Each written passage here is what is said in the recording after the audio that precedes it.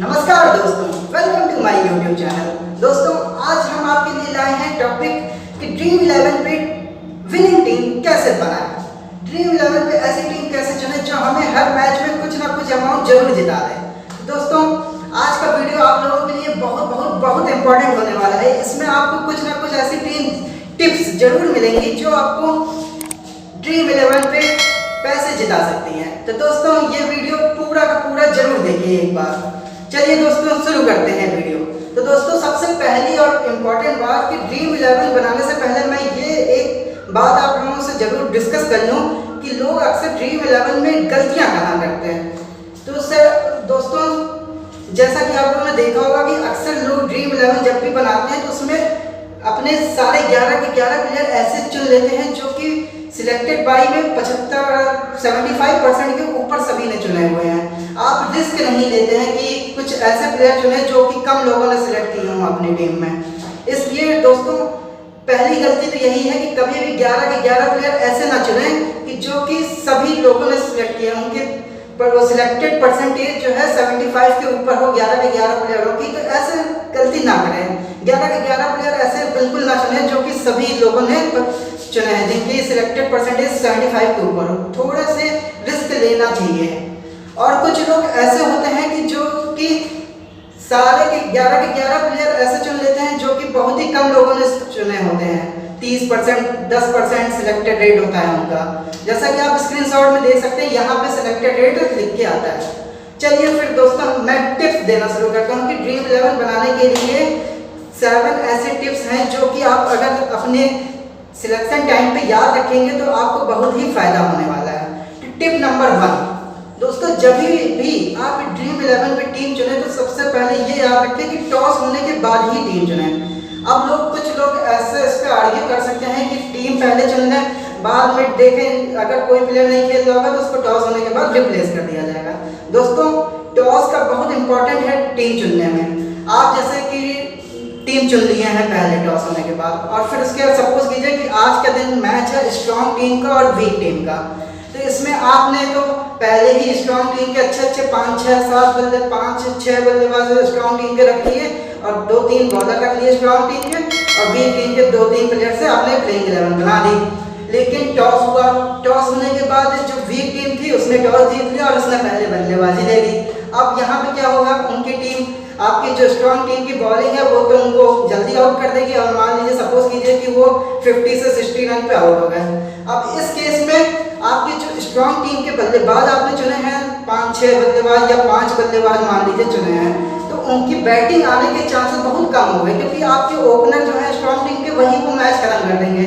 तो बाकी के जो 3, 4, 5 बल्लेबाज आपने चुने हैं वो पॉइंट्स नहीं ले पाएंगे।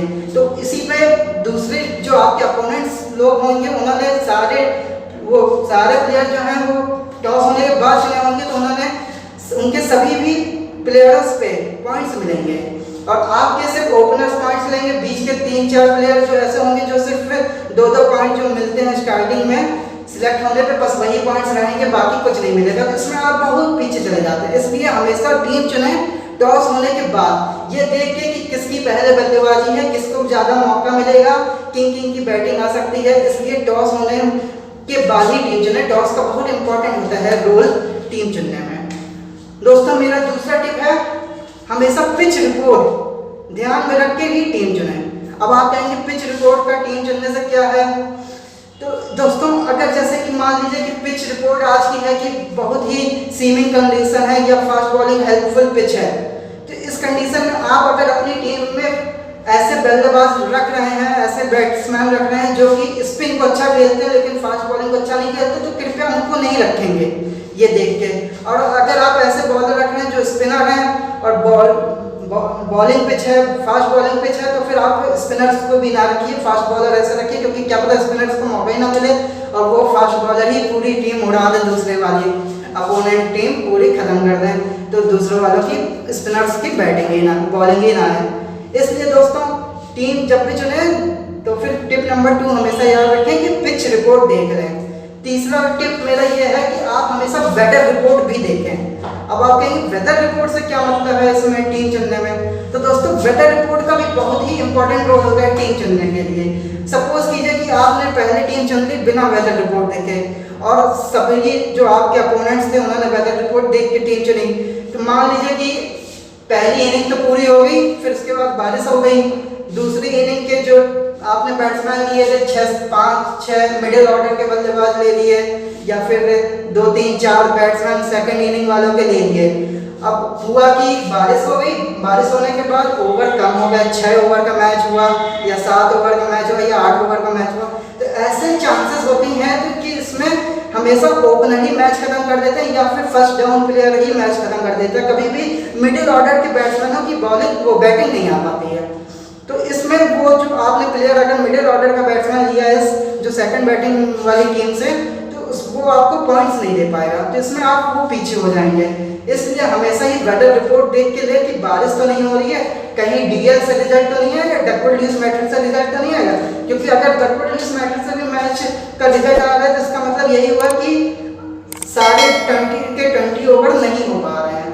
तो फिर उसमें भी यही होगा कि ऊपर के बल्लेबाजों की बैटिंग आ रही होगी, बीच के मिडिल ऑर्डर के बल्लेबाजों की बैटिंग नहीं आएगी, और उसमें आपने अगर बीच के मिडिल ऑर्डर के बैट्समैन लिए हैं अपनी टीम में तो आपके वो पॉइंट्स नहीं दे पाएंगे। इसलिए हमेशा टीम जब भी चुने तो वेदर रिपोर्ट पे भी ध्यान रखें। मेरा तीसरा पॉइंट यही है कि वेदर रिपोर्ट्स देख के टीम चुनें। दोस्तों चौथी टिप मेरी ये है कि आप जब भी T20 की टीम चुनें तो हमेशा टॉप ऑर्डर के ही बैट्समैन को लें, या आप अगर जैसे विकेट कीपर चुन रहे हैं टीम में तो ऐसा देखें कि दोनों टीम में ऐसा कोई विकेट कीपर है जो ऊपर बल्लेबाजी करता है। अगर आपने विकेट कीपर लेना और 6-7वें बल्लेबाजी कर रहा है तो ऐसे विकेट कीपर को ना लें, दूसरी टीम के विकेट कीपर को ले लें, भले ही वो उसकी परफॉर्मेंस या कंसिस्टेंस थोड़ा कम है लेकिन वो ऊपर बल्लेबाजी करता है, क्योंकि ऊपर जो बैटिंग करेगा उसको ज़्यादा मौका मिलेगा, तो वो ज़्यादा पॉइंट्स आपको दे सकता है। इसलिए हमेशा टॉप ऑर्डर ही बैट्समैन या टॉप ऑर्डर ही विकेट कीपर को अपनी टीम में रखें। मेरा छठा पॉइंट ये है दोस्तों, पांचवा पॉइंट मेरा ये है दोस्तों कि आप जब भी टीम चुने तो ऑलराउंडर्स अपनी टीम में जरूर रखें, क्योंकि ऑलराउंडर्स जो होते हैं वो आपको 2 मौका देते हैं कि पॉइंट्स गेन करने का। या तो उनकी बैटिंग आ गई तो वो बैटिंग में आपको पॉइंट्स दे सकते हैं, या फिर वरना वो अपना फुल कोटा या बॉलिंग करा रहे हैं तो उसमें भी विकेट लेके आपको पॉइंट्स दे सकते हैं। तो दोस्तों हमेशा प्रेफर कीजिएगा कि आप ऑलराउंडर चुनें, और ऐसे ऑलराउंडर चुनें जो कि 3 ओवर या 4 ओवर तो कराते ही हों। ऐसे ऑलराउंडर चुनें क्योंकि उससे आपको ये रहता है कि वो आपको ज़्यादा से ज़्यादा पॉइंट्स दे सकते हैं। दोस्तों मेरा अगला टिप ये है कि आप जब भी बॉलर चुनें तो हमेशा डेथ बॉलर ही अपनी टीम में रखें। डेथ बॉलर जैसा आप जानते हैं 16 से 20 ओवर के बीच में जो भी बॉलर बॉलिंग कराता है वही आप चुनें। अब आपको ये कैसे पता चलेगा कि कौन डेथ ओवर में बॉलिंग कराएगा, तो आप उस टीम का पुराने मैच देख लीजिए कि पिछले मैच में किस बॉलर ने डेथ बॉलिंग कराई थी दोनों टीमों में, तो आप उन्हीं को अपनी टीम में रखें। क्योंकि डेथ बॉलर में ये होता है कि बैट्समैन अंधाधुंध रन बनाने की सोचता है, तो उसमें डेथ बॉलर को विकेट जरूर मिल जाता है, इसलिए वो आपको अच्छे पॉइंट्स दे सकते हैं। तो आप जब भी चुनें तो डेथ बॉलर्स जरूर अपनी टीम में रखें।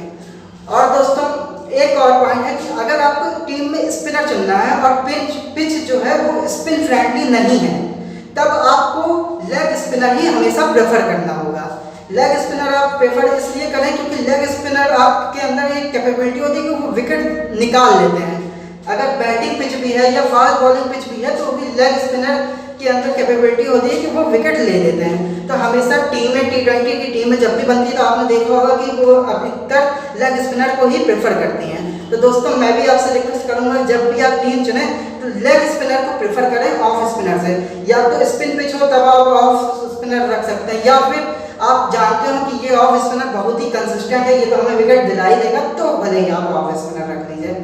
और दोस्तों सबसे लास्ट और अच्छा टिप ये है कि आप ऐसे प्लेयर को 1-2 जो रिस्क प्लेयर होते हैं तो उनमें ऐसे प्लेयर रखिए कि जिनको आपको लगता है कि भले ही ये कंसिस्टेंट नहीं है लेकिन मैच विनर है, जिस दिन भी ये चला तो वो आपको मैच जिता ही सकता है।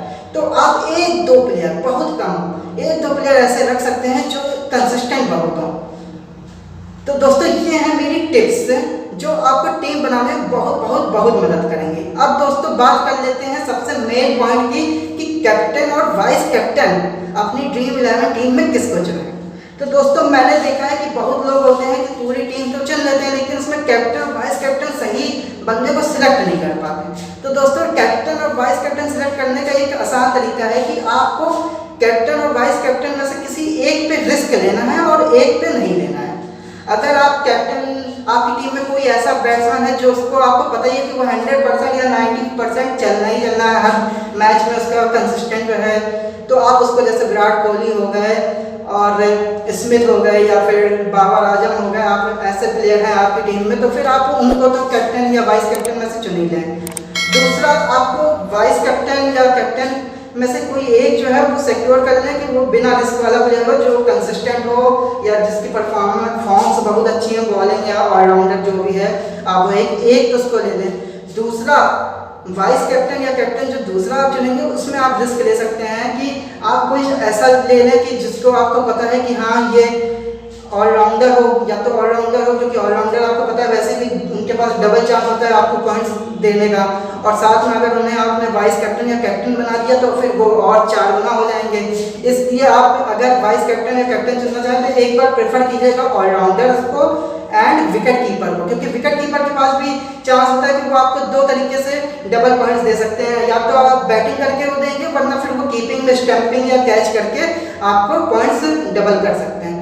इसलिए अगर वाइस कैप्टन अगर चुनना हो या कैप्टन चुनना हो तो प्रेफर कीजिए ऑलराउंडर या विकेट कीपर को। और एक आप वाइस कैप्टन या कैप्टन में से किसी एक को ऐसा चुनिए जो एकदम कंसिस्टेंट है। दूसरे पे आप रिस्क ले सकते हैं कि आपको लग रहा है कि आज इसका दिन हो सकता है या इसमें विनिंग एबिलिटी ज़्यादा है, कि मैच जिताने की एबिलिटी बहुत है इस वाले खिलाड़ी में, तो आप उसको वाइस कैप्टन या कैप्टन चुन लें, दूसरा कोई सिक्योर वाले को कैप्टन चुन लें। दोनों में रिस्क ना लें, ये मेरा मेन कहने का बात है कि दोनों में रिस्क ना लें।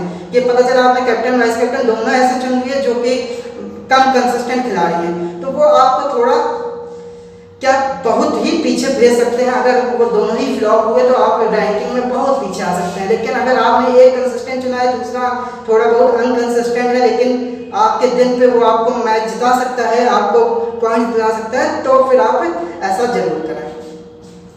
तो दोस्तों कैसे लगे आपको मेरे टिप्स, कमेंट्स में जरूर बताइएगा। अगर आपको हेल्पफुल हैं ये टिप्स तो प्लीज़ कमेंट में मेंशन जरूर कीजिएगा।